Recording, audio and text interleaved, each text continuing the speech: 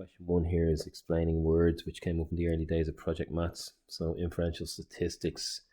Inferential means it makes inferences about populations using the data drawn from the population. That's what inferential statistics is. I don't think many people are going to study words in the build up to the exam, but maybe it's handy to kind of maybe read over them a couple of times. A census, everyone should know what a census is: a collection of data from every single member of the population at a particular date and time. Number 2 is a sample. A sample is a subset of members selected from a population, so subset from a population. A random sample is a subset randomly selected from a population. A parameter is a numerical measurement describing some characteristic of a population. An easy example would be heights or weights or one of those things. And a statistic is a numerical measurement describing the characteristic of a sample. A statistic relates to a sample. Okay, question 2. Suppose we draw all possible samples of size 400 from a given population. And suppose further that we compute the mean of each sample.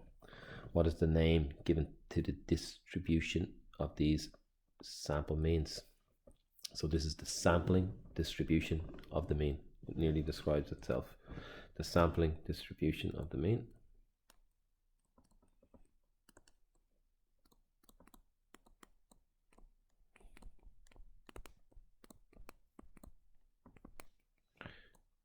Sampling distribution of the mean for part 1.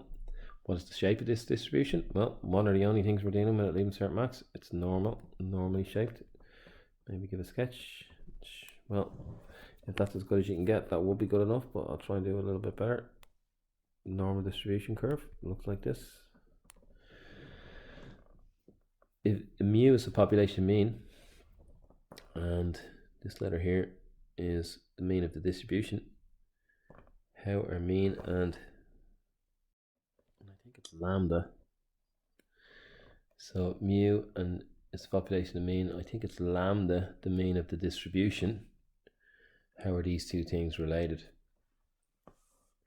Well, we can say from the sampling distribution of the mean that the mean of the sample, which we were calling mu x bar before, they're calling it what I think is lambda in this case, but we'll call it mu x bar here, and mu x bar is equal to mu in this case, where lambda is equal to mu x bar.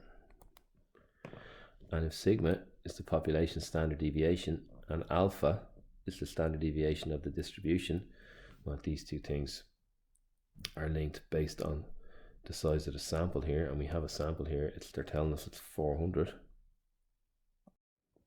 So the standard deviation of the distribution is going to be sigma over root n, which in this case, they're just asked in terms of sigma. If sigma is, so sigma over square root of 400 is equal to 20. Sigma over 20 is what alpha is in this case. And that's all they're asking here. Question 3. A simple random sample, size 100, is chosen from a population. The mean is 120, so n equals 100.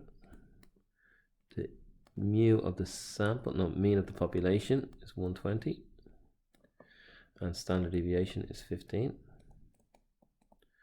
Find the probability that the sample mean is greater than 124. So we're testing 124 against the population mean. We're testing 124 against the population mean of 120, which will be here. I'll use this diagram. So we're testing 124, and we're going to divide by sample of 100 square root, 15 over square root 100. So 4 over 15 over 10.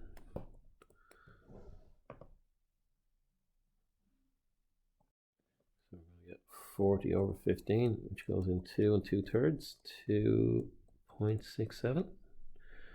And if we look up a z-score of 2.67, we're going to get 9961, or no, that's when we started, 9962. 0.9962 is the probability that this z is going to be, what do we say, it's going to be that way, it's going to be less than 124. And the probability that this Z is going to be greater than 124 is equal to the other side of this, which is 0.0038. So which one are we asked? Greater than? We're asked for the 0.0038.